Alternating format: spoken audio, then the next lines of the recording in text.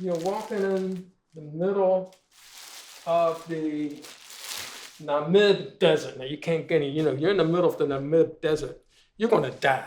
You know you're gonna die. Ain't no way you're gonna, it's not gonna be a happy ending. None of that shit. No Navy SEAL's gonna be able to rescue you.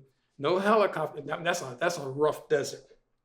And you're walking through the desert, and all of a sudden you see a piece of balled up paper with binary code just sitting there. Why is this here? What is it doing here? I mean, it's probably hundreds of miles away from the closest computer. What is it doing here in the middle of a desert where I'm getting ready to die? Even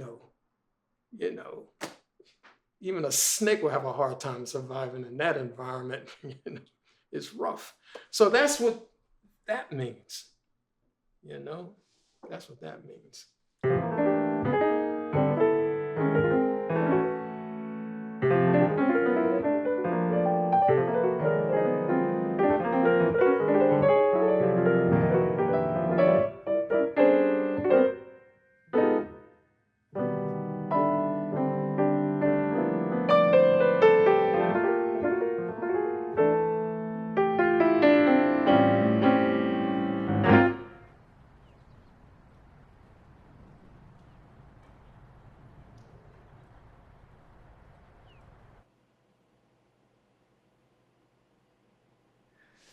It's a good studio, but sometimes I feel like I deserve more.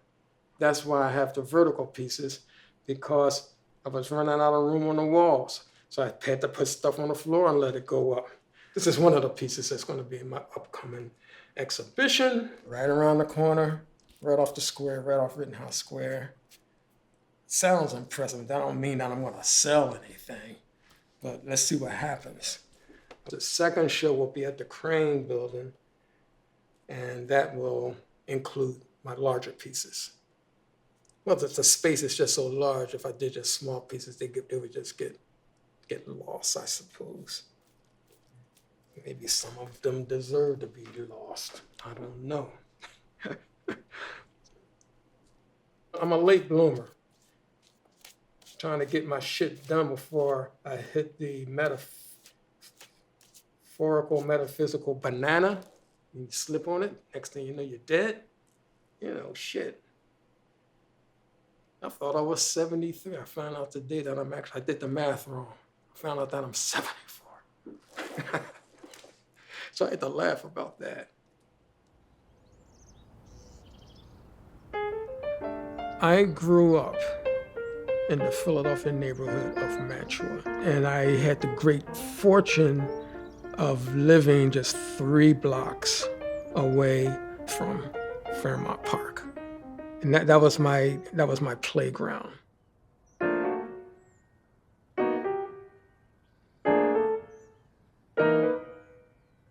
I grew up with 10 other siblings, and I'm the youngest.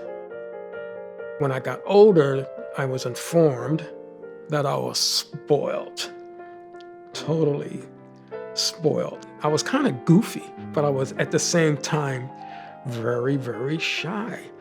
My parents had this aura that they carried with them from moment to moment, where the people in the neighborhood highly respected my parents and the Kellums in general.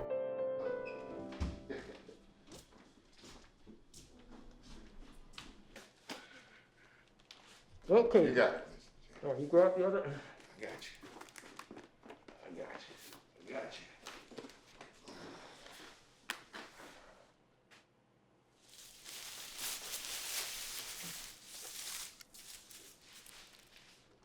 I like that. That is nice. Look, it's got all the colors of struggle, you know what I mean? Little pain and love, togetherness. Tear that counter out, move the sink back, and then put the floor on there.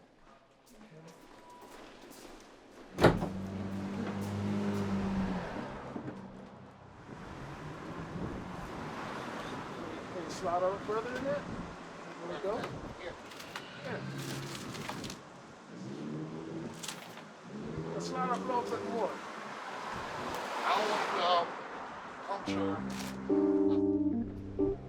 Being drafted changed my life.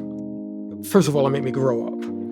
Vietnam War was real hot when I went in March 8th, 1968. I had the great fortune of going to West Germany. I became radicalized when I went to Germany. I had a great time over there, but also became radicalized in a very serious way. I won't go into the detail about that. When I came back from Germany carrying some of those vibrations, I met a young lady, and she took notice that I had this desire to draw. She said, I want you to take it to the Philadelphia College of Art. They accepted me, through the portfolio, It was like touching a third rail. I felt like I was at home. I was hanging around some pretty interesting people. They're making money and I'm the only one that ain't making shit. Ain't this something? Yeah, don't take that out.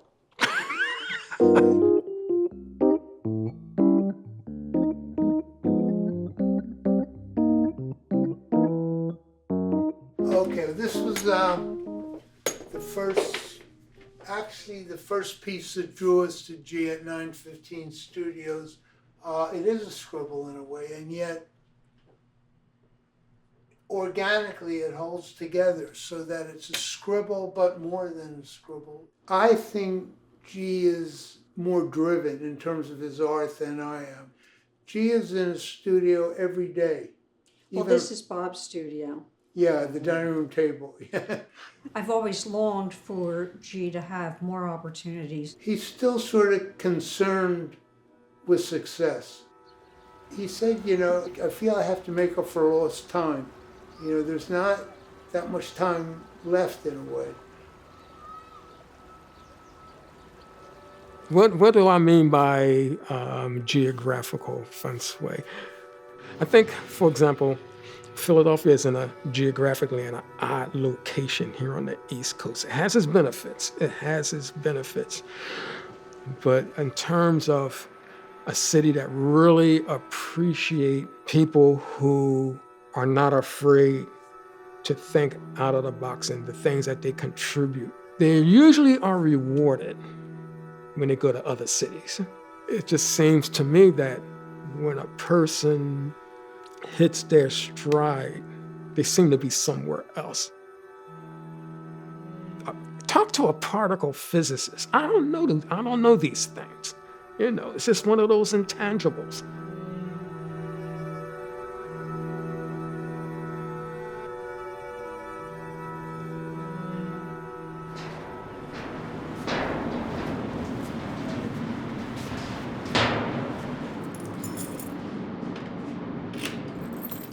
That piece there, that's a classic piece.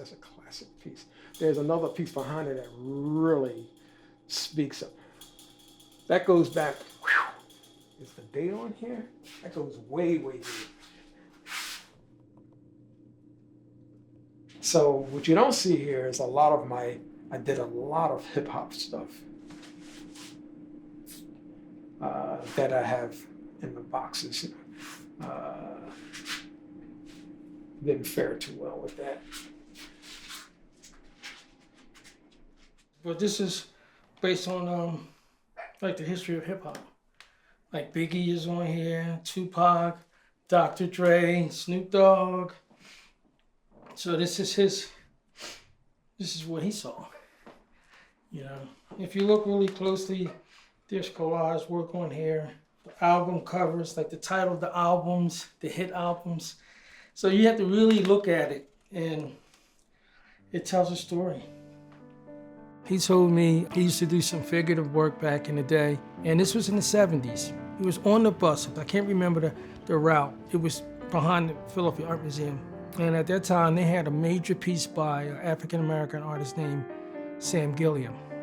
And he said when he saw that piece, it knocked him off his seats in the bus. He said, who is that guy? Who is this person? He said he literally got off the bus, walked over to the art museum to see it live. I still hadn't necessarily found a voice that I felt most comfortable expressing myself. But when I saw Sam Gillum's work, that just changed my sense of direction as far as the creative process is concerned. That affected me to this day.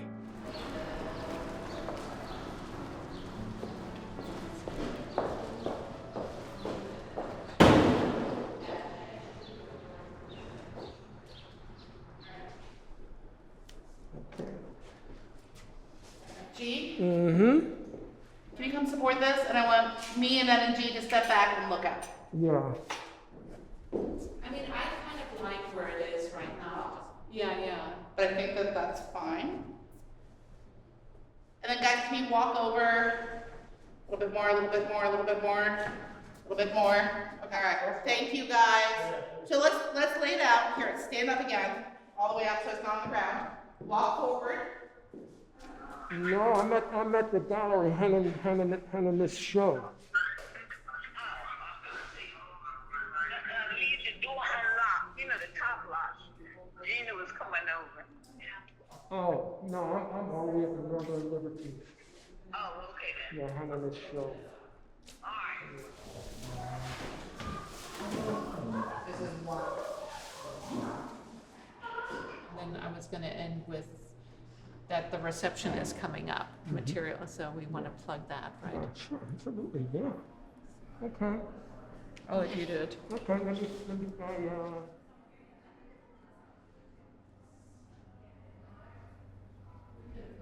I'm in trouble. She knows her shit. Very academic. Well, she's a student. She's a professor. Well, I'm not in trouble, but we just have two different ways, two different forms of expressing, two different ways of communicating.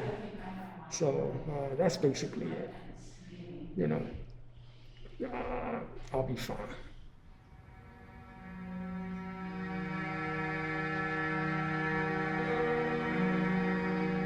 He's getting up in age where he wants to be in a certain level. I mean, I think he's way undervalued. In most cases, we're African American artists and artists of color. I mean, it's changing, but it hasn't changed fast enough. G's in that group, talented artist, but he still has to struggle. Still has to put up with, is he really good enough? Or is the work really strong enough?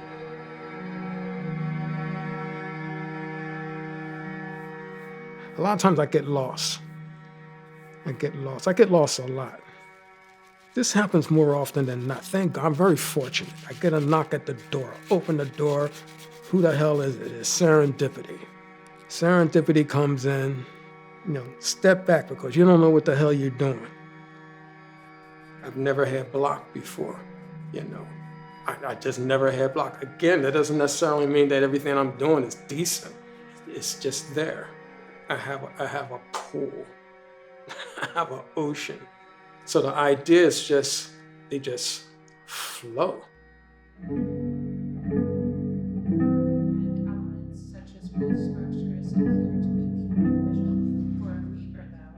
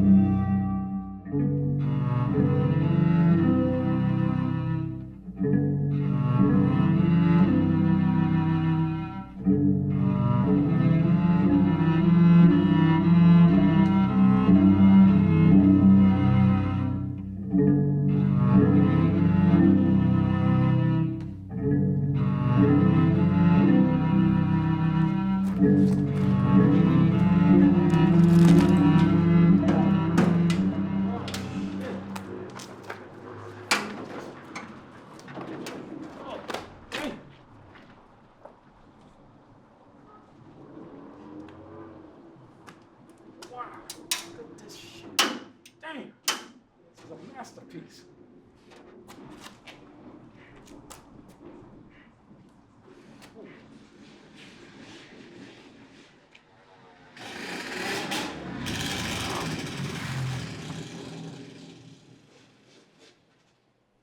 One of the symbols that I use in all of my work, but they're hidden.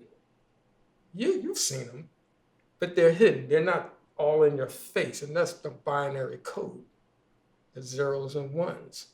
You could be doing research in the Bhagavad Gita, and someone else standing right next to you with the same computer, same kind of computer, might be more or less interested in pornography. That's that duality that I'm speaking of. So I have zeros and ones juxtaposed right next to slave ships. If we don't watch ourselves, we can become enslaved again. It won't be in the Middle Passage. It won't be the same way. It will not be the same way. But slave is a slave. You become a slave to something else.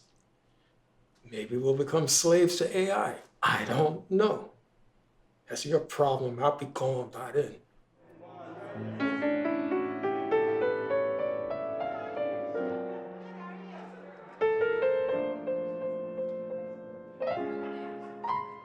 So I try to keep my career as closely tied to my values, my aesthetics.